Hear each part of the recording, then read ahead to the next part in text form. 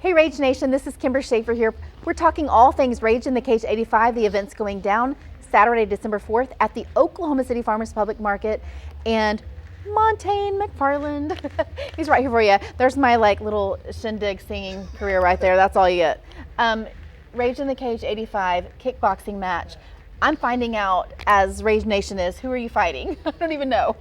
Well, nobody really wants to fight me, but hopefully I'll be fighting either Jeremy Harper or Parker Didier. I think that's how you say his name. Okay. I don't know. Well, whoever I fight, I'll be ready. Because a couple of people have said they would and then they pulled out.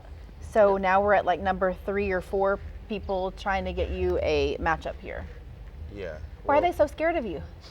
I don't think it's scared. All right, they're scared. No, I'm just playing. But I don't think it's scared. I think it's just whenever people look at my videos, they're probably a little timid on my stand-up.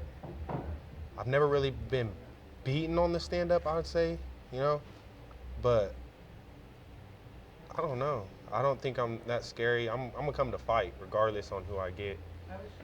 It don't matter.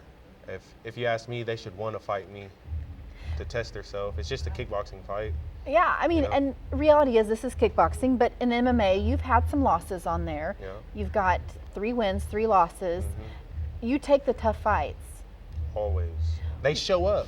They show up. Yeah. That's the difference. You get the killers, they'll show up. Yeah. But that's what you're supposed to do as an amateur, and this is what always befounds me, is that there are people out there that just want the easy fights as an amateur. They pick and choose.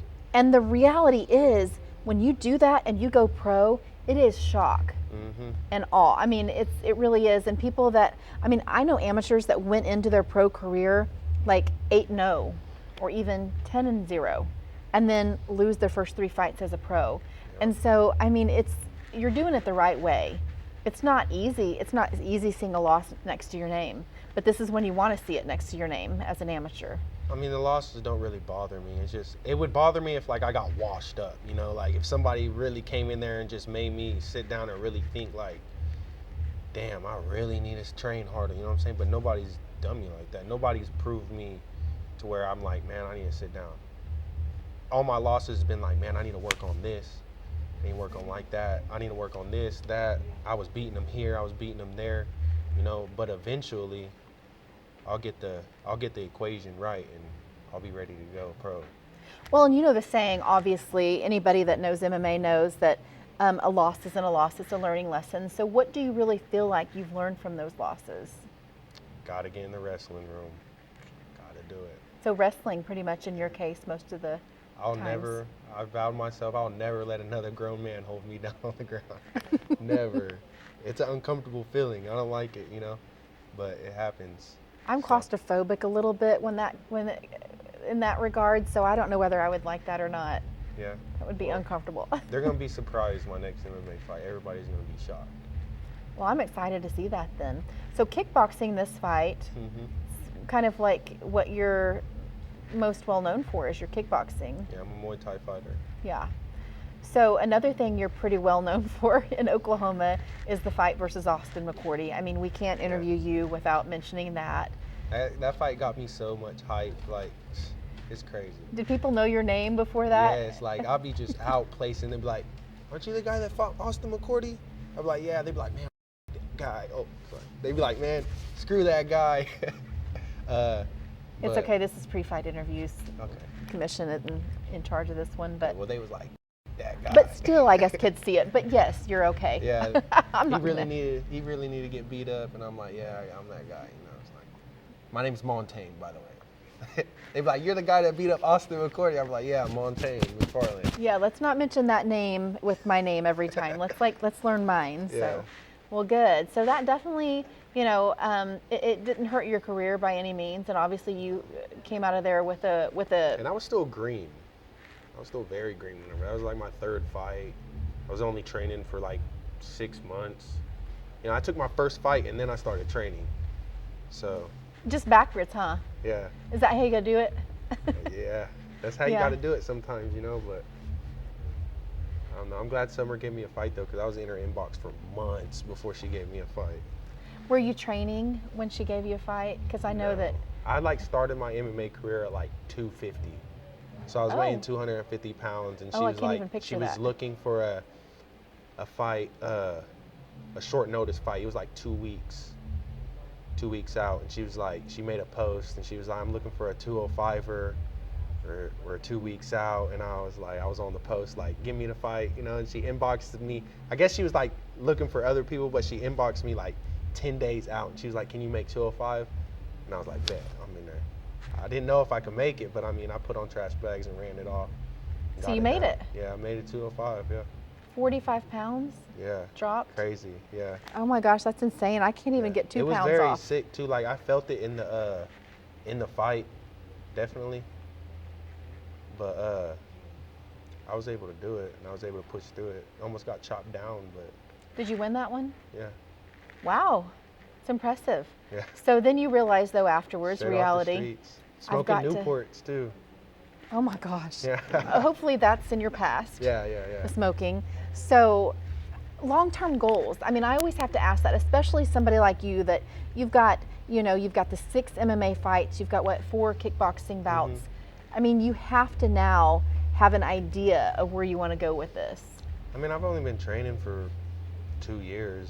You know, I haven't been training that long, but I have a lot of growth, you know, and I don't really care too much. I mean, it'd be cool to go fight for the UFC or Bellator or One Champion or one of them places, but I mean, You're I don't happy really with us care here? too much. Like, I just want to be a coach. That's my overall nice. dream. I want to own my own gym. I want to be a coach. You know, fighting saved my life. I feel like I'd be doing wrong if I didn't, you know what I'm saying, try to help other people through MMA. So, how do you feel, because I hear this all the time, you're not the first that's told me this, how do you feel fighting saved your life? I mean, was it mental, or is it more you were getting into trouble out there? Well, or? I guess like growing up, I didn't really have any like positive role models. You know, all my role models was like gangbangers and drug dealers and things like that. So of course, what did I grow up doing? Gangbanging and drug dealing. So, but after I had my daughter, you know, things started changing, and you know, things started happening in my life. I caught a felony, had my daughter, lost a family member to gun violence, all in the same year. Like, it was just all hit me, and like, finally I was like, man, I gotta do something. And like my friend told me, you should just hit up Summer Seaborg for a fight.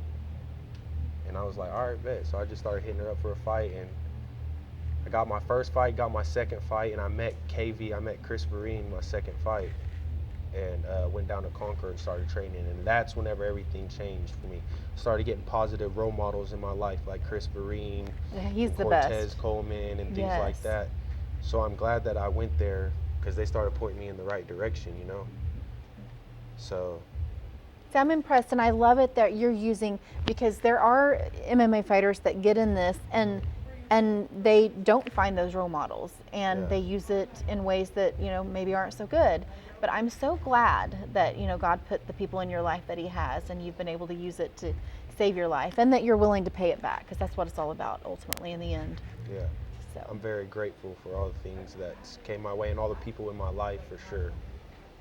wonderful. That fly, Yeah. it's hanging out with us.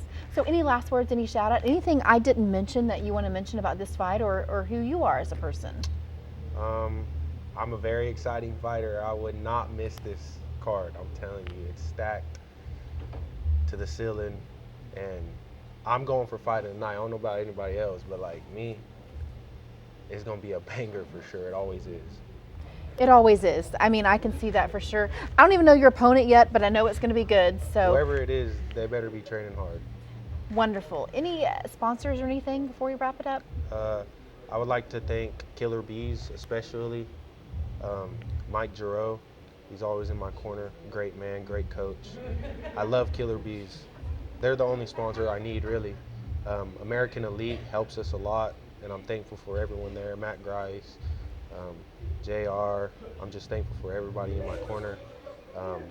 All the meal preps that people was giving me. I'm just grateful for my team overall. All right.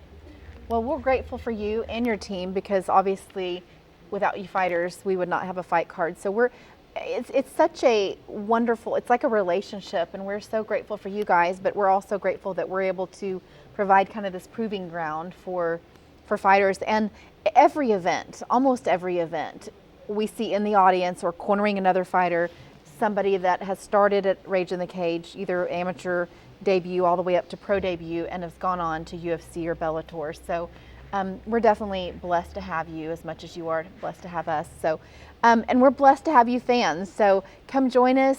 Rage in the Cage 85, like Montaigne said, this is going to be an amazing fight card, start to finish. As of right now, of course, these things change. I mean, we're showing 15 fights on this card. So several title fights, and those are always, I mean, you can't do much better than a title fight, because these guys are giving everything they have because they want to walk out of the cage with the belt at the end of the night. So we will see you guys Saturday, December 4th, Rage in the Cage 85, going down at the Farmers Market. You can get tickets from any fighter on the card. Montaigne here is picking up his tickets tonight, or you can get them at stubwire.com. Make sure you click the menu, choose your fighter that you want to support, and we will see you there Saturday, December 4th. We're going to rage it up.